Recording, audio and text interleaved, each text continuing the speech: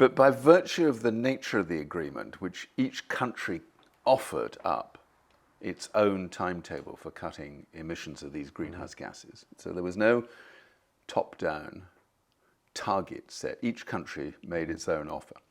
And when you totted that all up, assuming that those governments would then have delivered on their promises, which is a very big assumption and probably now not one that you'd want to pursue too much 7 years on from Paris, it still would have taken us to a very high average temperature increase by the end of this century.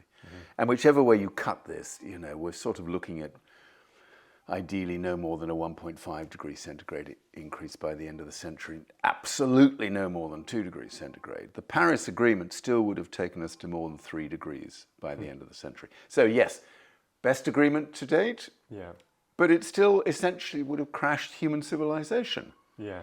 So when people were celebrating this amazing thing, a lot of climate scientists were sort of saying, okay, let's celebrate, but let's just be a little bit cautious about this because this is just the start of a long, long, long process still to go. Yeah, exactly. And I mean, pretty much what you've just said here, you know, at three degrees change is essentially game over for human civilization, which meant, confusingly, that the Paris Agreement was both an incredible breakthrough and a death sentence, not just for small island nations, but pretty much for the whole of humankind. Yes. Yep. No, that just about gets it right, actually.